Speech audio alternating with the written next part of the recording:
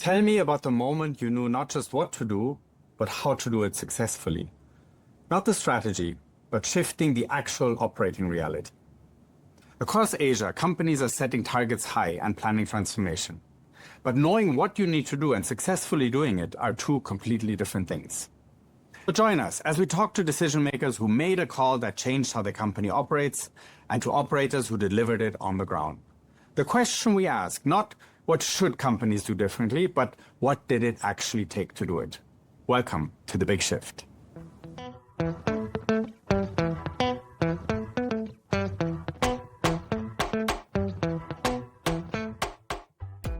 There are three big shifts that's happening around. First is, of course, AI. Enough said about it, so I won't elaborate much. It's accelerating change.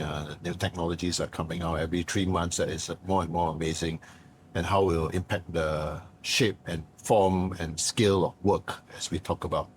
Right? I think enough said about that.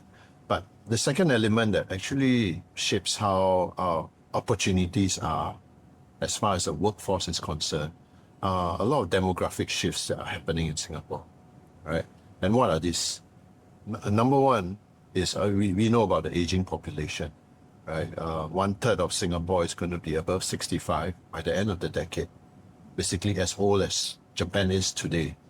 But in there's also an opportunity, because when you have an older workforce, actually you have a more experienced workforce, but their needs change, right? The second element of a demographic shift is that it's been happening for a couple of decades already, that a huge percentage of Singaporeans are getting a university education. In my time, when we were at university in the 90s, only about 15 or 20% of us, that cohort, got to university or have a degree. Today, a cohort entering university age today, 19, 20, 21 years old, 50% get a degree sometime in their lives. Half of the population is pretty high, right?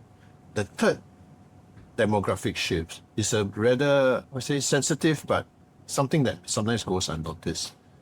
You hear about the declining birth rate. Yeah, Singapore produces maybe 35,000 babies a year. But interestingly, we have about 25,000 new citizens every year.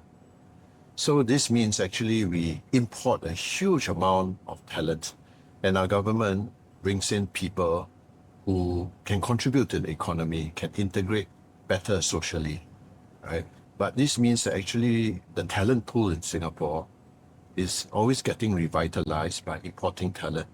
So you put these three together in terms of a demographic shift, in terms of aging workforce, in terms of a lot of new talent coming in, being citizens every year, and you're having a lot of people who are a lot better educated than, say, a couple of decades ago, you get a huge opportunity in an amazing pool of human capital in Singapore, but whose needs are maybe different from what you have 20, 30 years ago. So this gives an amazing opportunity for companies in Singapore to tap on this ability of people who are very knowledge-based, who are very knowledgeable, who are also very driven, to drive knowledge-based organizations, right? Less organizations that require a lot of hands and legs and manual labor or menial work. That leads to the third shifter that you see in Singapore, where there's a shift away from brown industries, from old industries, to more knowledge-based ones. Well, the gradual decline of things like industrials, like shipbuilding, rig building, brown industries that are mid-30, to those that are a lot more knowledge-based, more and more services. Although manufacturing still accounts for quite a large chunk, although pharmaceuticals account for a large chunk of our economy, but you look at that from an angle that there are a lot more knowledge-based, a lot more knowledge workers than there are hands and leg workers.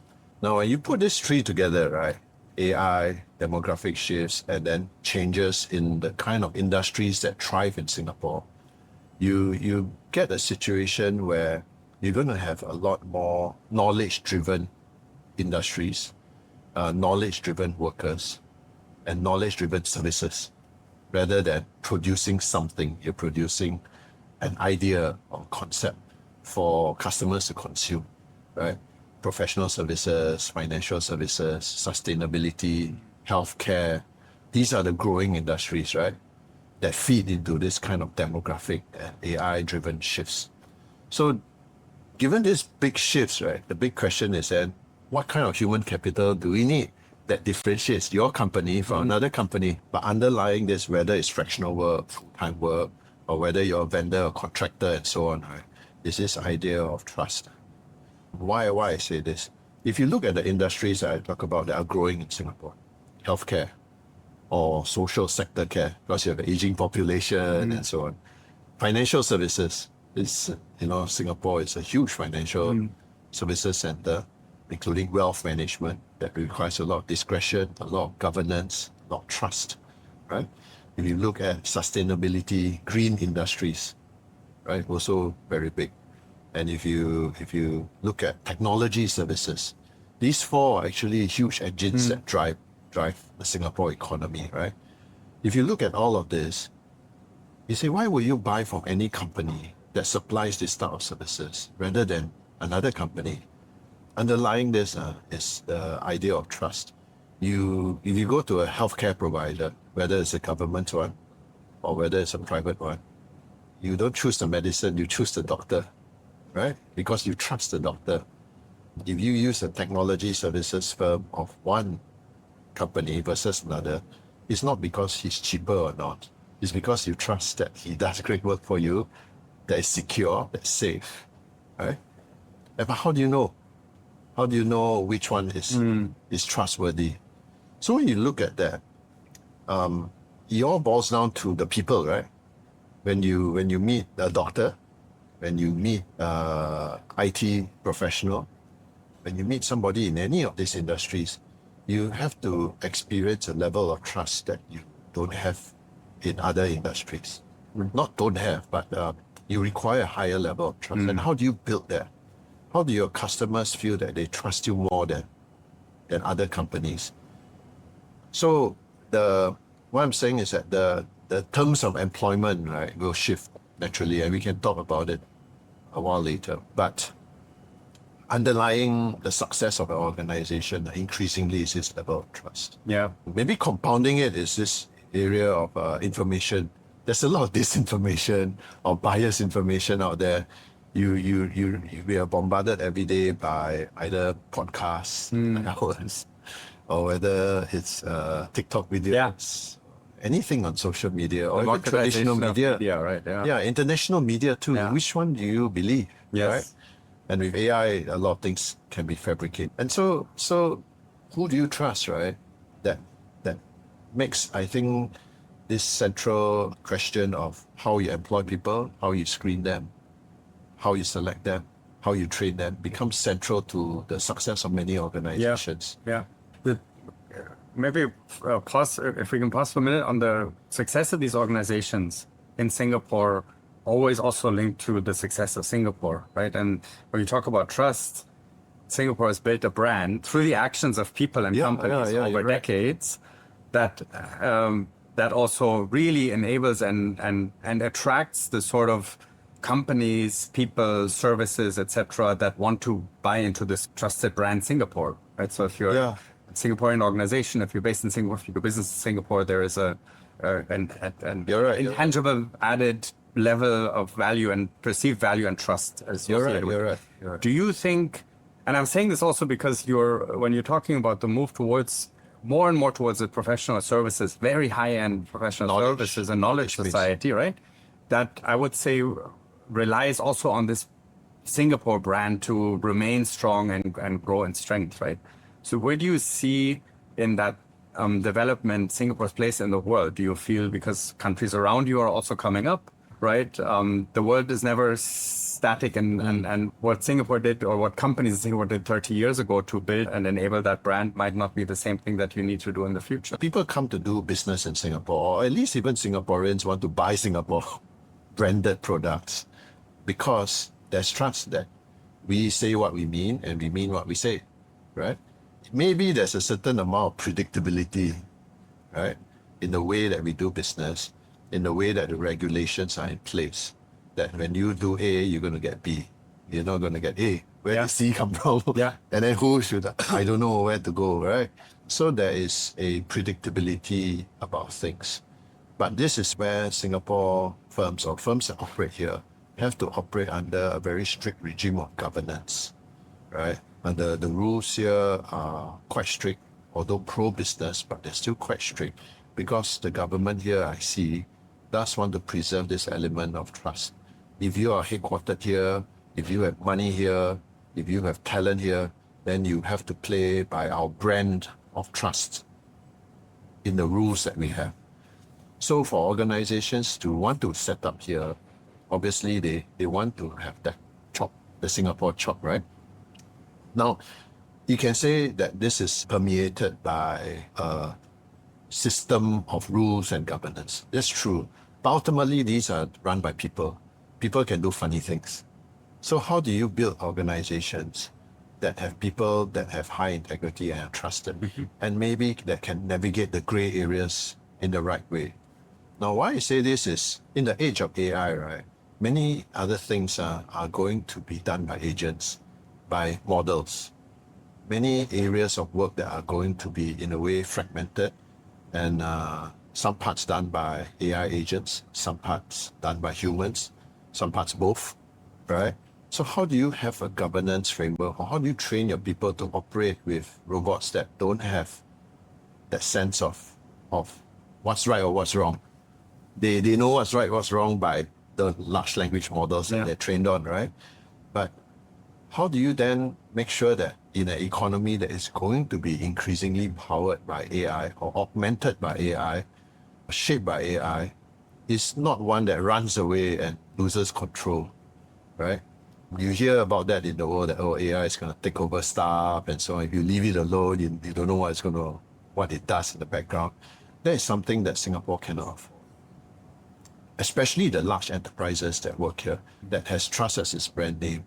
The government agencies, for one, the Temasek-owned companies that run a lot of key services in Singapore and their own businesses around the region, need to maintain that very strictly. There cannot be a compromise on that. So then that big question becomes, it's not only how you configure or manage the AI agents alone, but how do you make sure that the people who use it don't become dumber because of AI? Yeah. Right, and that's a big fear, right? Yeah. We spoke about AI making cognitive. AI makes you stupid. Entirely, yeah. Yeah, it's just like when you spell check, you don't know how to spell after a while. Yes. Because you keep your numbers on your phone, you forget even your mother's number. Yeah, yeah. Soon you forget how to write because AI writes for you. And soon you hand over cognitive, critical thinking to AI. And when that happens, the level of trust goes down. Because as a customer, I say, hey, am I trusting your judgment as a human?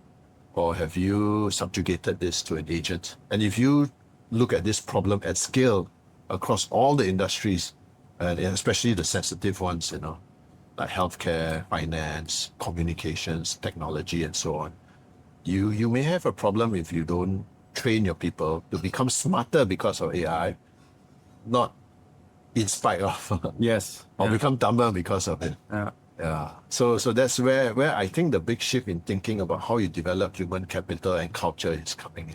What's your approach there then, right now? Because you're facing this in reality, right? Yeah. In your position. So, Okay. how do you tackle this? I work in Singtel now, right? So there is a model that we put out there. And this model talks about how do you build capability, high capability, trusted capability through this formula called HI times AI times CI. High I psi. Right? HI is human intelligence. AI is artificial intelligence, and CI is cultural intelligence. So these three must come together in order to deliver trusted AI-powered capabilities in an organization. Enough said about the AI portion, right? I think there's a lot of talk about how that's going to evolve or how it's going to deliver value. Let me talk a little bit about HI and CI. What's about that? When we asked our people, what kind of skills do you need? Human intelligence, right? Interestingly, right, other than them saying that, over the next few years, I need to be trained on AI skills, the technical skills, the tech stacks, the security that's required, the simple things like how do I write a prompt, how do I use agents, etc. They say, well, I need to know how to use these things. But interestingly, many of them say that, hey, you don't need to teach me those things. I can learn on my own. Just like I didn't need to go for a course on Excel to learn how to use Excel. I watch a YouTube video, I can learn, you know. I want to work with Claude, I watch a YouTube video, I can get a lot better. What I need you as an organization to help me in are the human skills. Now, what are these human skills? I personally would classify them under the 3 C's. The first is how to care. Caring is a deeply human thing, right? Empathy, the ability to show love and connection with people. The other C is about context. If you put in the wrong context to your models, or it gives you something that you say, hey, it doesn't fit my context, then you will have gotten it wrong. Applying the right solution to the wrong problem. So as humans, we need to understand the context very well. And if you look at the industries that I mentioned, they are really quite high care and high context, whether in technology or healthcare or financial services, anything that is trust-based. You need to have very high awareness of how to care for the customer and how to care or how to have the right context. The third C is about connection. And connections has 2 meanings. You need to connect to people, right? It's not what you know, but who you know. And you need to connect to the right tools, right? AI tools. But you also need to connect the entire strategic picture. When you see a problem, it's not just its problem. Usually, because as organizations become more complex, there are a lot of interlinkages. So as work becomes more broader, more connected across the organization, humans need to be able to join the dots a lot better and see opportunities that you may not have seen. Yeah. And you need to make connections with people. So care, connection, and context are deeply human skills. Now, what are these? You boil it down. Number one, when we ask people, say, well, in order for them to have these 3 large order, high order skills, they say they need critical thinking, they need problem solving skills, they need ability to have not only just high, intelligence skills, but they also need emotional intelligence skills. And here there's a skill that we try to figure out, right? And we used to train people to say that, hey, you need to learn EQ. And in a way, you can train people to be aware of learning about EQ. But there's a new phrase that we've come across, and it's not about EQ, it's about EI. EQ measures intelligence, emotional quotient and intelligence, but that's outward facing, meaning that when you go into a room and you talk to people, you know how to manage people, right?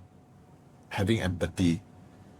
But EI is different. EI is emotional integrity. And emotional integrity is inward focus, recognizing how you, maybe as a leader, feels, and learning how to manage your own emotions in any situation, right? And when you're faced with dilemmas, problems, stresses, complex situations, EI matters as much as EQ. EQ teaches you how to manage people. EI teaches you how to manage yourself. So there are these broader now skill sets, right? That our people say that they want to learn how to be more human, right? And be able to see broader things and not only deeper, being able to care more, learning how to manage themselves better, having critical problem-solving skills. Yeah.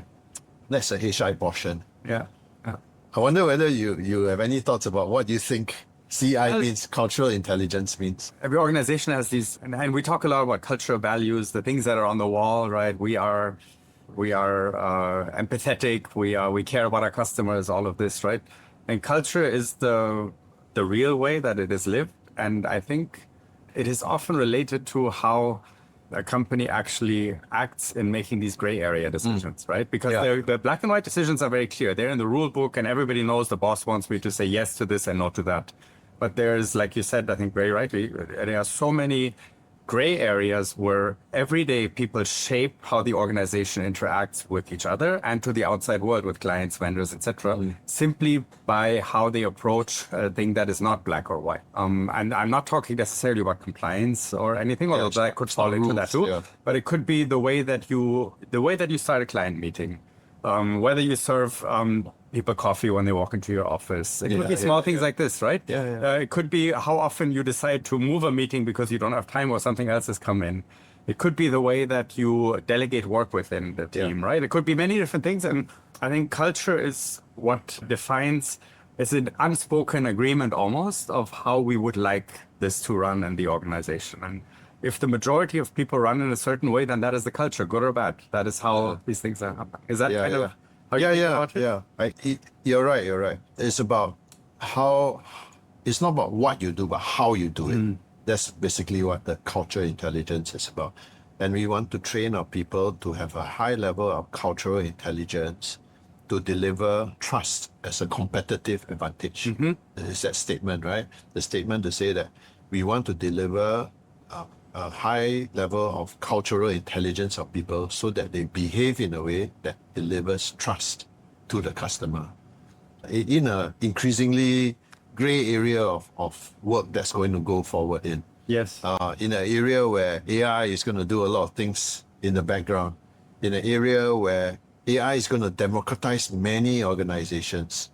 Right? Maybe I segue a little bit to talk about how AI will democratize things, right? Long ago, when civilizations started to build libraries, they kind of democratized knowledge, information. But so anyone could access the information. Then during the internet era, you kind of democratize knowledge. You could Google and you could find knowledge. Anyone could do it. And that kind of flattens the competition. Whether you're a small company, big company, you have access to the same knowledge. Now AI has kind of democratized insights, right? Insights are a level higher than knowledge. It goes to the why certain things are done, right? It can give you that.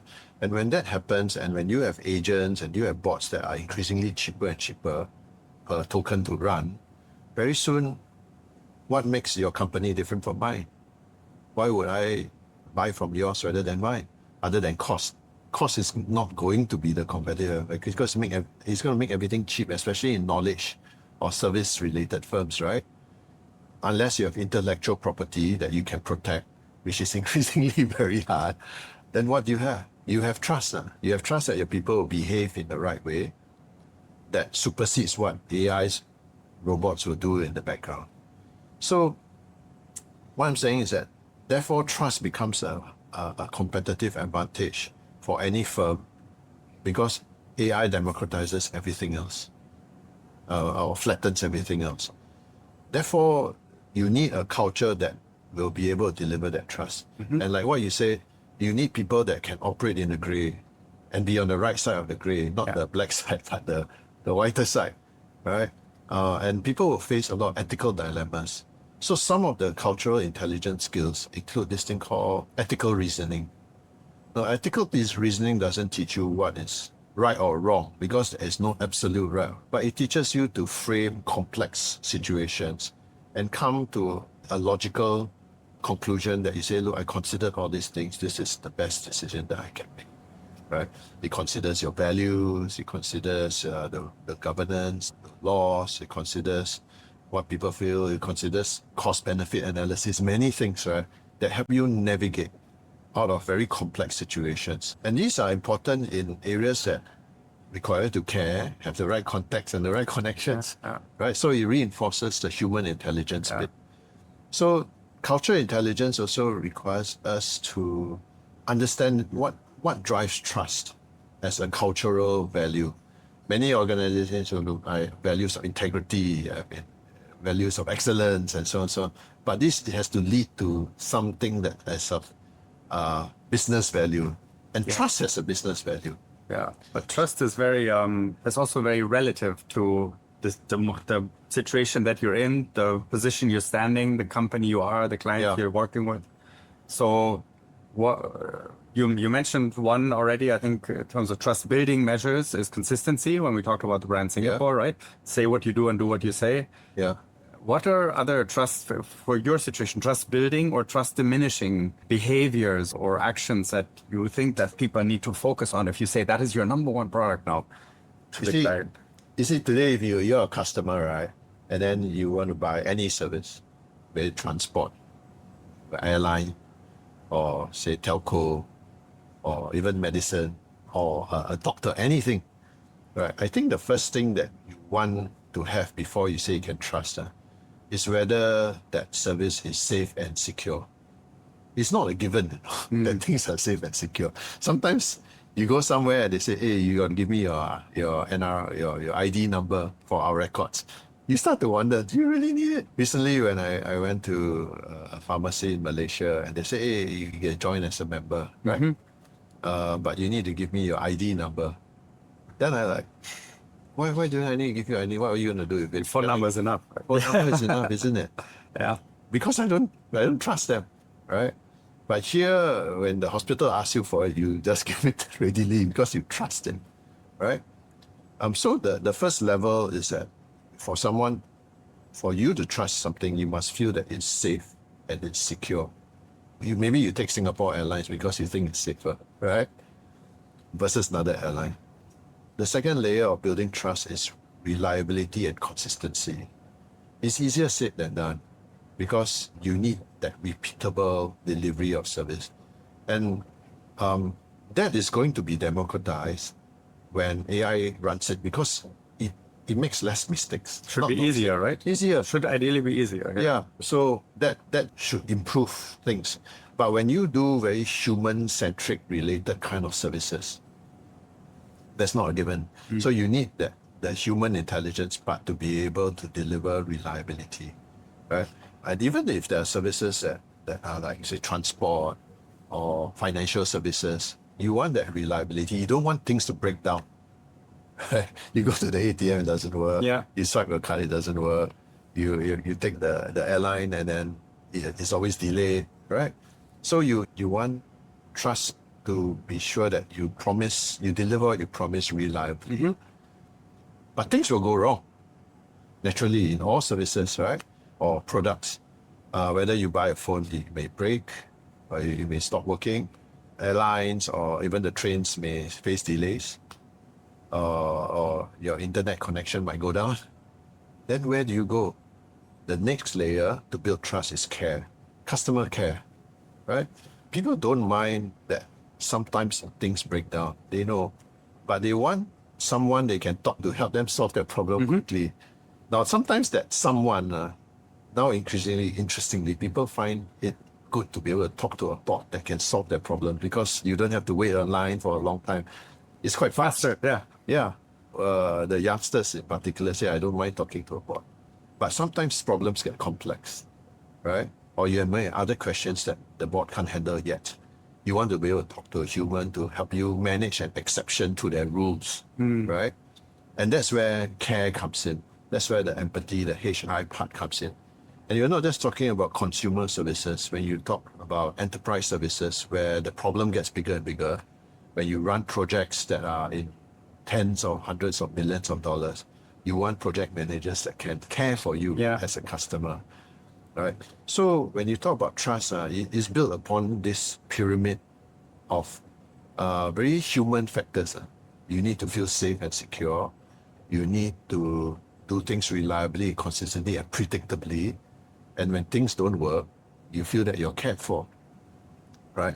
And if you look at these, it's not something to do with AI alone. It's to do with human intelligence and the cultural intelligence. And these are the skills that we need to build in our people. And they don't come naturally. Problem-solving skills, critical thinking skills, ethical reasoning skills, they can be trained. And they have to be trained. And therefore, interestingly, I met a friend's daughter. Most of the kids these days, they want to go into IT, right? Technology, services, and all because of AI. So they want to learn stuff that powers AI. But she decided to do PPE, right? Politics, philosophy, and economics. It's a lot of esoteric things that you think about, right? But I say, hey, that's a really good choice because you're learning how the world works, how people work, how systems work. And you learn critical thinking skills that is not going to be easily replaced by AI. Yeah. And I think you'll be able to find a job if you know how to position yourself. Yes. But underlying all this is given that you will learn some AI skills Yes. along the way, just like you learn how to use Excel. So. I was talking to the academic director of the university in Ho Chi Minh City last week, and he was talking about how the AI courses and all of that is already there and integrated and will continue to grow. But what they're making mandatory now is for every student to take courses on philosophy, music, and all the skills, martial arts, all of the things that are focusing on what we are good at, right? Yeah. Compared to the machine, basically. Yeah. And so You're right. I'm very interested in also in how the human intelligence needs to change when we have to question the machine. Yes. Because understanding context. Exactly. Because I think in an organization, let me give an example of if your team has developed something, you're running a small team in an organization or a big team. If your team has developed something, you trust the judgment of that team, you add something on top, but there is a level of trust there, back to trust, right? Where you say, this is what we have come up with together. This is what we will propose, present, execute, implement, etc. How does that change when this has not been produced by your team, but by the machine? Do you need to second guess more, for example, right? Can you trust as much as you would trust a human colleague where you say 80% that's their judgment and 20% I will adapt, add on top or whatnot? Or do you have to question everything when it comes out of the machine? How do you deal with that as a leader? I think it's not either or. Sometimes I think that, you hear this thing about AI can be biased because it's trained on certain models that can be biased. Interestingly, humans are biased by nature, right? We think that humans don't make mistakes or have biases. Actually, we are the worst biased machines in the world. Yeah. You have generalizations, you have many psychological traits that like anchoring and so on, that you can be tricked into believing certain things, right? So the answer isn't human or AI. It has to be both. Humans should use AI to check themselves, and humans should check AI to make sure that they don't go down the right path. But ultimately, I think the humans need to make decisions in a complex scenario, not the simple transactional ones, but the more complex one that impacts lives. Yeah. In gist, right? And I think nowhere is more stuck than in warfare, right? Recently, you hear about the use of AI in warfare. And I think there's overall agreement that there must always be a human in the loop, right? So if you take that extreme whether you decide to shoot or not shoot, and you need a human to decide, that's an extreme model, right? And you go and bring it down to businesses on whether to click or not click, approve, not approve, in complex scenarios, then the human must be in the loop. Yeah. And it's not just the issue of who has better judgment. It's the issue of who has accountability. AI has no accountability. What can you do to it? Shut it down, fire it, send it to jail. Yeah. Right? Have it pay tokens. Humans must be accountable. Yeah. Take your tokens back. And then if I'm a customer and I say, hey, who is accountable? And you say AI bot number one is accountable. I'm not going to buy your product. No. If you say that Moritz is accountable, then okay, I know I have a higher level of trust. Yes. In you. So I think it's not the process of who checks who. It's ultimately who you say is accountable. And if you say Moritz is accountable, Moritz will be the last one to check for your clicks, okay? Right. Because I do think the context is harder to gauge, right? So a very tangible example. If I have someone on my team who I've been working with for a long time, I will know their strengths and weaknesses. Yeah. I will know where are the areas where I can almost trust them blindly and leave them alone to run, and in fact just say, go ahead, I don't need to look at it. Send it out, present it to the board, right? I don't need to look at it. And I know the areas where I need to look twice because there are areas where they're still developing. Now, that's the context that you can then use to say, if I get something from this colleague on my desk, I know the context in which I have to examine this and test it also. Yeah. And if I get the same thing from someone else on my team, there are different areas where I have to be careful because I know they're still developing in those areas. Now in AI, something comes out of the machine, the context is missing. Yeah. There is bias in there too, right? But I don't know where the bias is. Yeah. I don't know. You cannot spot where the strength or the weakness is. You have to really look at it as an entire document, an entire proposition strategy and test for weaknesses. Unless you key in a very tight context, and even then ultimately he can give you a suggestion. Yeah. But the accountability is not with it. That's with correct. you. Yeah. Right. So if people are clear about that, and in our framework of HI, CI bit, right? The HI part, people must, the CI bit, people must understand the concept of accountability. Accountability leads to trust.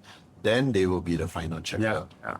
And if they know that they are going to be the final checker, they will then say that, hey, I better increase my knowledge, my skills, my abilities to be better than the AI, right?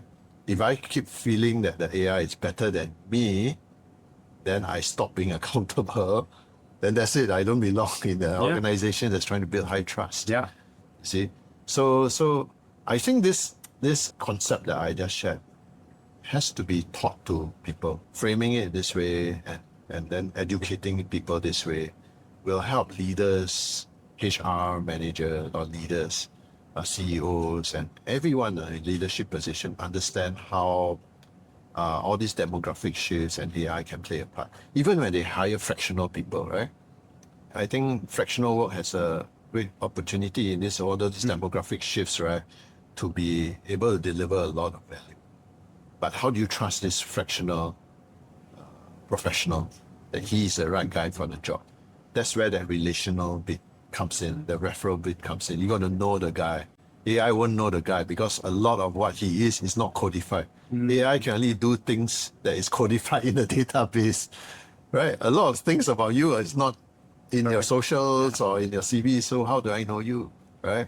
So I think when you have senior professionals that are going into areas of work, especially fractional work, that relational bit will not change now. I think at least not for now. In fact, it's stronger, you would say. Stronger? Right? Yeah. It can be augmented perhaps by certain things that AI can help you do, but it cannot replace it. Yeah. But ultimately, when you hire somebody, whether full-time, fractional, and so on, the question becomes trust. Years ago, I remember somebody asked Warren Buffett, why do you choose this CEO? If I have 3-4 CEOs, why do you choose this guy? He said, look, everyone's capable. That's why they're there. But I'll choose the guy that I trust most. Then they ask, what makes you trust this guy? I said, well, it's a feeling, right? I know him. He acts in a way that is aligned to our values. Yeah. He's there. He shows up. He doesn't have ulterior motives, or at least not that I know of. Right. So I think this element of trust is ever more important in where you see these demographic shifts, AI shifts, industry shifts that are going into a very knowledge-driven or insights-driven economy. Therefore, how do you build that in the age of AI? Yeah. So HI times AI times CI may be the way forward. Yes, that's brilliant. But hard to implement, I would imagine. Because across a large organization, right? Every role has to change in some way. How do you attack that? Yeah, it's a journey. It's a journey. And you got to start somewhere. I think, first of all, it has to start with the right narrative to your people. So imagine you're the CEO of a company that has 5,000, 10,000 people, or even smaller, 1,000. The first thing that people need to feel is that AI is not going to take their jobs. If they feel that way, then they don't feel positive about it or optimistic about it. Then why would they want to do anything for you? They'll go somewhere else where the narrative is better, right? So I think people need to feel that there is a better future in these changes, especially the older ones who are reaching maybe 55, and you hear 1/3 of the workforce is going to hit 65, not workforce, the population, then not all of them can do without a job. Maybe they can take a step down job, but they need to feel that there's some security. So the right narrative is very important. And then the second narrative is to help them think through what kind of skills do they need so that they can be what you call career strong. There's a phrase out there that the government uses, career health. Career health helps you react to things well. I like to use the word career strong, meaning that you are proactive, you don't react, right? And that requires you to gain a lot more skill sets that maybe you have, but you never really brought it out, right? All of us have critical thinking, problem-solving skills, and so on and so on. But be able to apply it in different contexts, right, is something that you can train your people on. But what we find in organizations is that it's not how much you feed people. You can bring a horse to water, but he will never drink if he doesn't have that motivation. We tell our people, that you need to have ownership over this. Because when the day comes and you say that, hey, I don't have a role, and you look back and say, I didn't reskill, I didn't change jobs, I didn't gain more exposure, I didn't have career mobility because I'm very comfortable in my job, then too bad, you're to blame, right? And that's the hard truth. I think that narrative of saying that there's great opportunities ahead if you take ownership has to be shared and driven home all the time. Then you guide people. You guide people to talk about what kind of skills they need because they don't necessarily know what they need to have, right? So they don't know what they don't know. Yeah. Yeah. Yeah. They're really struggling with, hey, what's this AI thing? Every 3 months something new comes out. Yes. Just when I wrap my head around how to do a good prompt, suddenly there's this thing called agents. Now I need to learn how to build agents. Yes. Before you know it, they're like, struggling with this. But actually, when you pull them out and say, hey, don't worry, it's easier and easier to learn these things. And you are getting it. But hey, look at other skills that you need to have. Yeah. Right? You need that breadth rather than it's a discovery also, right? It's a constant discovery and iteration where, and I mean, just this parallel to the accelerator program that we run where I think this, in my view, there's two things that people need. I'd love to see maybe you have other views on that, but there's principles, not rules or guidelines, but principles on how to think about things in order to get to your goal, because your goal will be different from the person next to you. Yeah. Your final point where you end up, which will never be final, but your journey will be different. Your area that you get strong at, that you excel at, will be different, right? So the principles and the mindset shift that needs to happen in order for you to succeed on the journey. And then ideally some form of process, because without process, it's easy to get lost, right? Yes. And the process is not meant to funnel everyone in the same direction. Not at all. It is meant to help people get to their direction, basically. And I think these are the two things in my experience also through the accelerator that allow for this open-ended discovery journey to come for each individual, for each person to their right goal, right? It sounds very theoretical, but it works in practice in my experience. Yeah, I agree with you. I see it, and I've gone through a process like that myself, not just for fractional role, but in career, right? Or having just this kind of rubrics in your head to help you see the world in a different way. In systems thinking, you learn that first, even before you have the right mental models, you need to have the right vision and purpose of anything before you talk about. Then the right mental models to have. Mental models help you see things through different lenses. And you can learn skills to help you see in different lenses. Here, I think design thinking skills are very useful because design thinking skills help you to identify what the problem set is and also take a very persona-oriented approach. So you see things through the different personas in the problem, right? The people who are involved in that problem set, be it your customer or your other stakeholders. So when you start to have this kind of empathy, in a way EQ, right? Yeah. To appreciate this, right? Then you can solve problems in a more holistic way, with like the accelerator program. And you can apply this to many other problems in the world. Beyond design thinking skills that help you identify problem, I segue a little bit again, and this was a very interesting way of seeing the world. And it talked about, for you to be able to design things really well, you'll be a really good design thinker if you have deep understanding of the problem. You fall in love with the problem. But the next level is even better. You'll be an excellent design thinker if you can anticipate a problem. But the highest level of design thinking is you don't solve problems. You look for opportunities to unlock, right? So I thought that having even something like this kind of example of a mental model of not only solving problems, but anticipating them, but also looking at unlock potential, right? You can help people broaden the way they think about anything. And as you said, this kind of skill sets, right, in your accelerator programs and so on, can help people a lot, rather than be constrained by what only AI can give you in terms of suggestions. Yeah. So I think that this kind of training is very useful. Like you say, it helps them through a process of a rubric that they can apply. Maybe in their lives, they only learn how to use a screwdriver. Now you give them a Swiss Army knife that can do many other things, right? Or a bigger toolbox. And they say, hey, wow, now my mind is opened up. Yeah. I think so. That's very useful. Final question, because we're already up on time. It flies. Let's say an organization is, as far as yours in this context, has bought into all of this, wants to implement.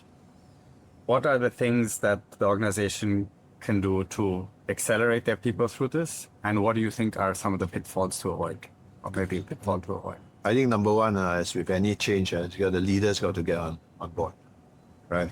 And it's easier said than done because they have operational tasks. They have immediate things to look at. This quarter's numbers, next quarter's numbers. But there's a framework that we have. It's called perform and transform. Now leaders need to do both. Right? In the past, you think that it's like a balance, meaning that it's like seesaw. When you transform, your performance will drop. When you perform, your ability to transform will drop. But it's not so. It's better to think of it as like in harmony, like a yin-yang model. They exist. They have to coexist together.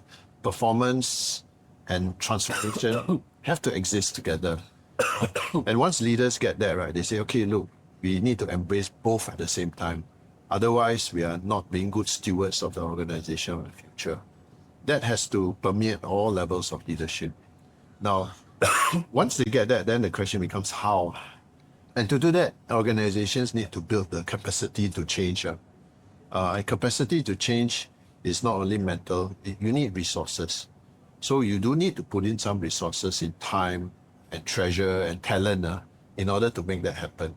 Right? So you then have to deprioritize certain things. For example, when we're implementing some of the new to-be AI solutions, we start to kill a lot of the old legacy ones, right? Or stop investing in them. Licenses may have to be sunsetted in order to move things over.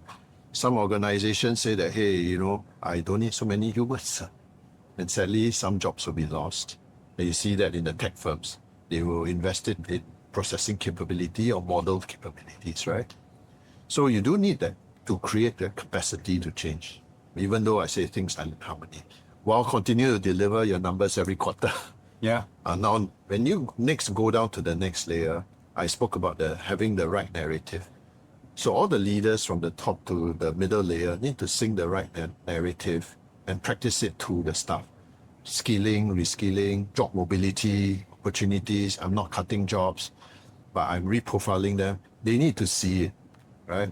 They also need to see that the skills that they learn, whether in AI or human skills, are being applied and appreciated. So right now, my organization sees it and says that a lot of people are saying that, okay, I get the narrative, but I'm a bit impatient now to want to see the application of AI in our daily work. So now management and the middle layer is working very hard to implement use cases, which is a good thing because when people are impatient to say, I want to see AI rather than say, no, I don't want to keep my job. Yeah. Right? It's a good thing. So in JIS, right, you need leadership buy-in, you need the right narrative, and you need to make it happen so people can see and touch and experience it. Then that change will accelerate. Now that said, there's always going to be that 10% who says that, hey, this is not for me. I'm in a stage of my career, or I don't think I'm able to. Then they will move on. They'll move on to find something else, somewhere else that may better suit them. Right? But it's that speed that you need to do it with because people are impatient and people are in a way worried, right? We are working very hard to accelerate a lot of these implementations. And you will fail some, but hopefully more than often the good ones will work. Yeah. Brilliant. Yeah. So the thing to avoid is not trying. Yes. I think some people say no point doing anything now because in 3 months' time, 6 months' time, something new will come out. Which is true. That's the technology layer though. Yeah. And the reality is our headlights can only shine so far. You can't see beyond that if you don't move. You can only see further when you drive forward, right? Then your headlights will shine a bit further. So that's why you have to try. Some firms will say, hey, look, I don't want to be the first mover. I pay the price of a first mover. Maybe I'll be the best follower. Yeah, maybe you got to do that, but you still got to move. Yeah, yeah. Right. Following also requires you to move. Yeah. Right. So I think we all got to try. Even in your own career, even whether it's fractional work, full-time work, people just got to go and have this thing of what you call probing experiences. Yeah. Probing experiences. You try, you don't like it, you pull back. You like it, you do more of it. If it works, you do more of it. But maybe gone are the days where you think of something grand and gigantic and you work towards it and you think like it's going to work out. Yeah. I think it's a lot of small moves. Yeah. So you I never lost anything through that, right? You gained experience and knowledge through it. Yeah. I have a saying that you need to think big, but you do small parts and you move fast, right? Think big, do small things and you move fast. Then along the way, you get to the big thing.